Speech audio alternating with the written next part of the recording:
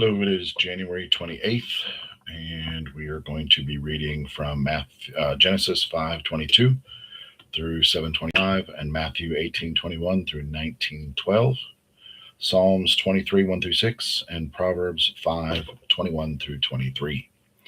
Like every day, we are going to we're going to say the Lord's Prayer together. So just bear with me. If you know it, say it with me. Our Father who art in heaven, hallowed be thy name. Thy kingdom come, thy will be done, on earth as it is in heaven. Give us this day our daily bread. Forgive us our trespasses, as we forgive those who trespass against us. Deliver us from evil, for thine is the kingdom, the power, the glory forever and ever. Amen. Okay.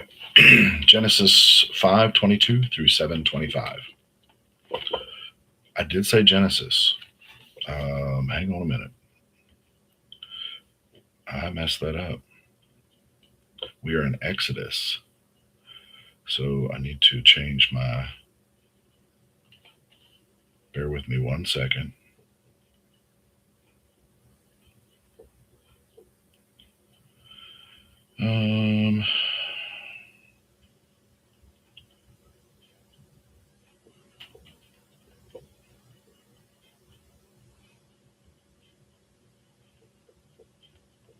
I apologize for the delay.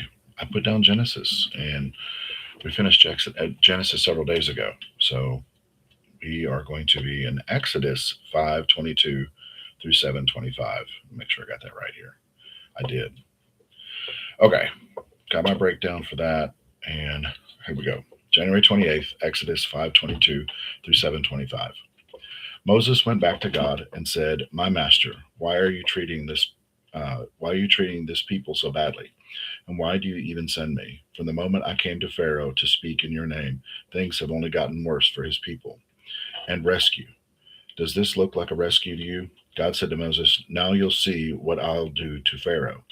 With a strong hand, he'll send them out free. With a strong hand, he'll drive them out of the land." God continued speaking to Moses, reassuring him, "I am God. I appeared to Abraham, Isaac, and Jacob as the strong God. But by the name God, I am present, is what that means, was now known to them. I also established my covenant with them to give them the land of Canaan, the country in which they lived as sojourners." I need to look that word up. "But now I've heard the groanings of the Israelites, whom the Egyptians continue to enslave, and I've remembered my covenant. Therefore tell the Israelites, I am God. I will bring you out from under the cruel, hard labor of Egypt. I will rescue you from slavery. I will redeem you, intervening with great acts of judgment. I'll take you as my own people, and I'll be God to you. You'll know that I am God, your God, who brings you out from under the cruel, hard labor of Egypt. I'll bring you into the land that I promised to give Abraham, Isaac, and Jacob, and to give it to you as your own country. I am God." But when Moses delivered this message to the Israelites, they didn't even hear him. They were that beaten down in spirit by the harsh slave conditions. Then God said to Moses, "Go and speak to Pharaoh, king of Egypt, so that he will release the Israelites from the land." Moses answered God, "Look, the Israelites won't even listen to me. How do you expect Pharaoh to? And besides, I stutter." But God again laid out the facts to Moses and Aaron regarding the Israelites and Pharaoh, the king of Egypt. And he again commanded them to lead the Israelites out of the land of Egypt. "These are the heads of the tribes, the son of Reuben, Israel's firstborn." Oh, more fun names. Hanok, Palul, Hazar, Cami, and these are the families of Reuben. The sons of Simeon, Jemuel, Jemin, Oded, Ohad, Jachin, Zohar, and Saul, the son of the Canaanite woman. These are the families of Simeon. These are the names of the sons of Levi in the order of their birth: Gershon, Kohath, and Merari. Levi lived 137 years. The sons of Gershon by family: Libni and Shimi. The sons of Kohath: Emar, Izhar, Hebron, Uzziel. Kohath lived to be 133. The sons of Merari: Mali, Mushi. The sons of Levi in the order of birth: Amram married his aunt Jochebed, and she had Aaron and Moses. Amram lived to be 137 years. The sons of Izhar: Korah, and Zikri. The sons of Uziel, Mishal, Elson, and Shittari. Aaron married Elisheba, the daughter of the Aminadab, the sister of Nashon, and she had Nadab and Abdu, Elzar, and Ethram. The son, good lord, man, this is rough. The sons of Korah, Azer, Elkan, and the Abisath. These are the families of the Kelarites. Aaron's son Eleazar married one of the daughters of the Putiel, and she had Phineas.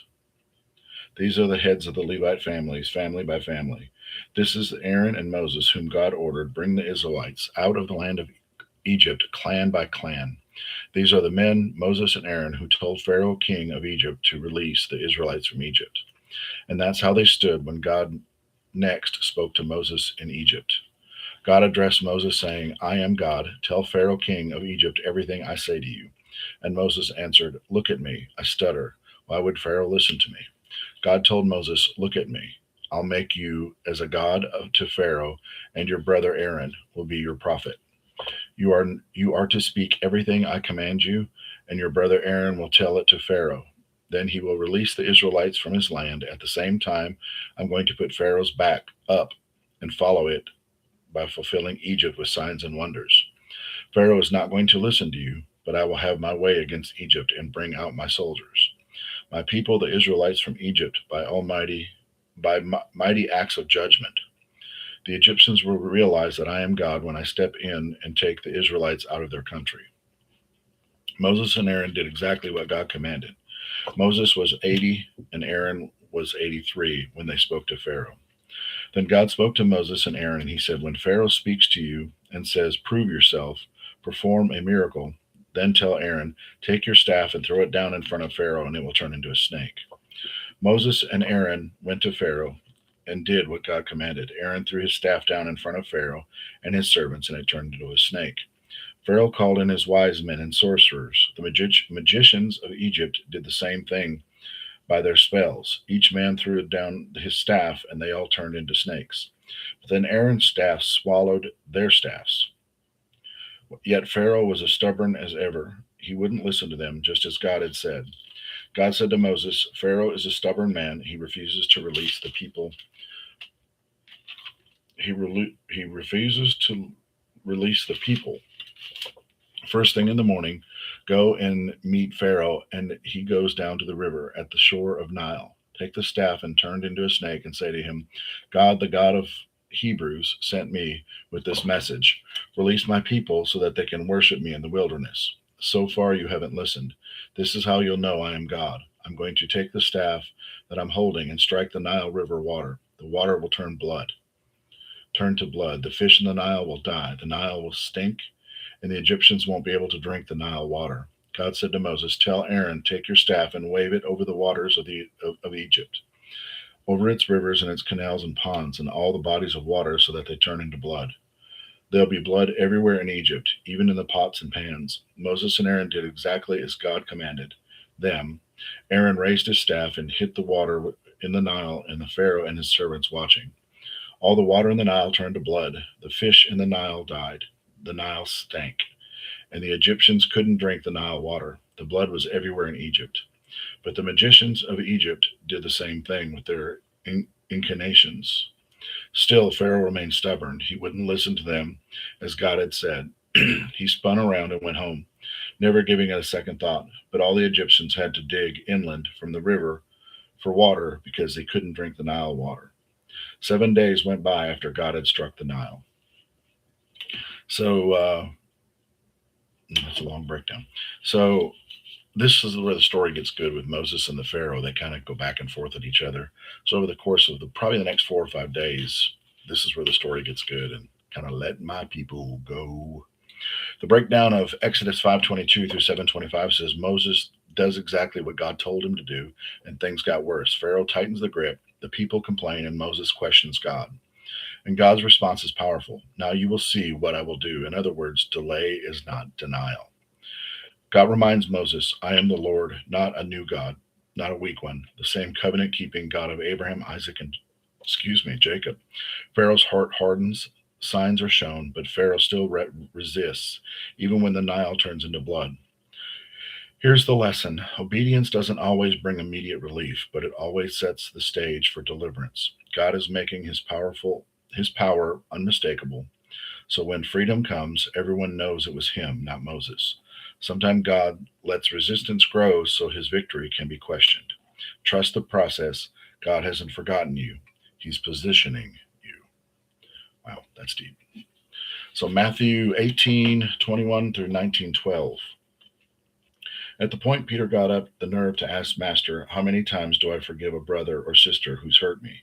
7? Jesus replied, "Seven, hardly. Try 70 times 7." So that's 490 times a day you're supposed to forgive somebody. That's a lot. The kingdom of God is like a king who decided to square accounts with his servants. And he got underway. One servant was brought before him who had run up a debt of $100,000. He couldn't pay up, so the king ordered the man, along with his wife, children, and goods, to be auctioned off at the slave market. The poor wretch threw himself at the king's feet and begged, "Give me a second chance, I'll pay it back." Touched by his plea, the king let him off, erasing the debt. The servant was no sooner out the room when he came upon one of his fellow servants who owed him $10. He seized him by the throat and demanded pay up now. The poor wretch threw himself down and begged, "Give me a chance and I'll pay it back." But he wouldn't do it. He had him arrested and put in jail until the debt was paid. When the other servants saw what was going on, they were outraged and brought a detailed report to the king. The king summoned the man and said, "You evil servant, I forgave you your entire debt when you begged me for mercy. Shouldn't you be compelled to be merciful to the fellow servant who asked you for mercy?" The king was furious and put the screws to the man until he paid back his entire debt. And that's exactly what my Father in heaven is going to do to each one of you who doesn't forgive unconditionally for anyone who asks for mercy. That's pretty big. Forgiveness is huge, and it takes a weight off of you, too. When Jesus had completed, and here's another thing: you have to forgive yourself for the mistakes you've made. A lot of us don't do that. So pray for forgiveness for yourself, too. When Jesus had completed these teachings, he left Galilee and crossed the region of Judah on the other side of Jordan. Great clouds followed him there, and he healed them. One day the Pharisees were badgering him. It is legal for a man to divorce his wife for any reason, he answered. Haven't you read in the Bible that the Creator originally made man and woman for each other, male and female? And because of this, a man leaves his father and mother and is firmly bonded to his wife, becoming one flesh, no longer two bodies, but one. Because God created this organic union of the two sexes, no one should desecrate his art by cutting them apart. They shot back in rebuttal. If that's so, why did Moses give instructions for divorce papers and divorce procedures? Jesus said Moses provided for a divorce as a concession to your hardness, but it is not part of God's original plan. I'm holding you to the original plan and holding you liable for adultery if you divorce your faithful wife and then marry someone else.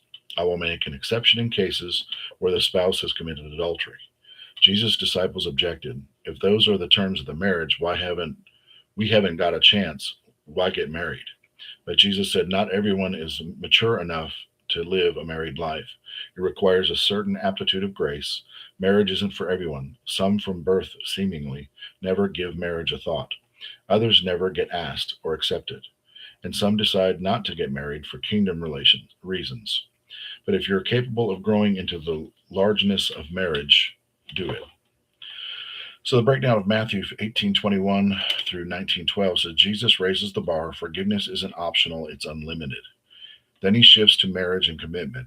No shortcuts, no loopholes. Kingdom living is about faithfulness when it's hard, mercy when it's costly, and obedience when culture says quit.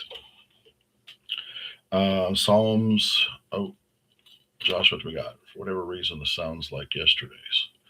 Buddy, I don't know. I'm on the 28th. Today's the 28th. I know it kind of recaps some of the stuff from the day before too, but in the Bible, this is what it's doing. So, not sure what to say. Sorry. Um, I am reading the right spot. Um, Psalms 23, 1 through 6, and it says, God, my shepherd, I don't need a thing. You have bedded me down in lush meadows, and you find me quiet pools to drink from.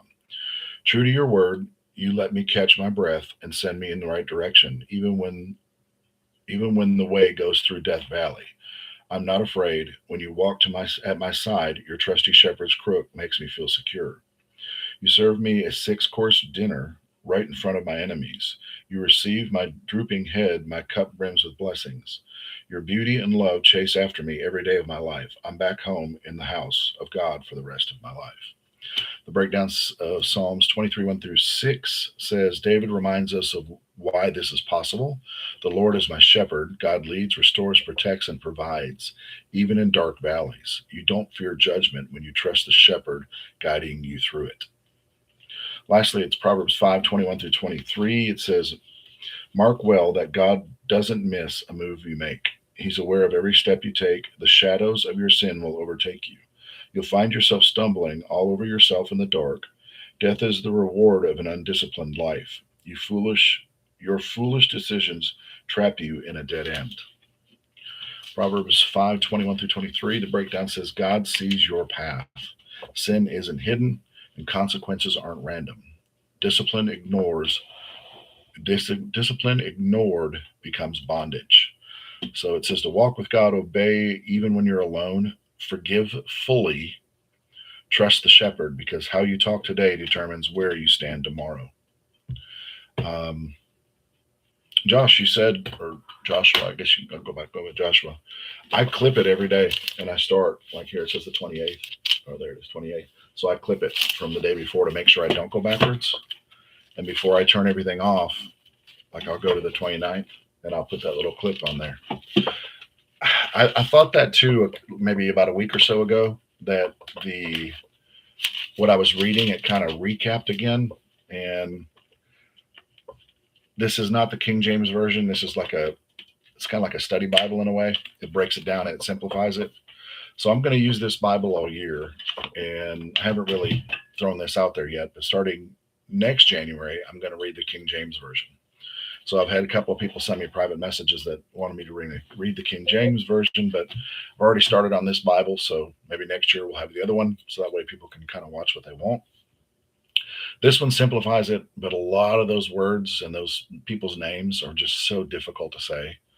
I am not Jewish. I'm not from the Middle East, and a lot of those names, phonically, I do not get correct. So, like I said, just hope the people don't get too upset that I butchered those names. Guys, I appreciate you. Have a better than good day. We will see you tomorrow, and it will be January 29th. Have a good night. Love you.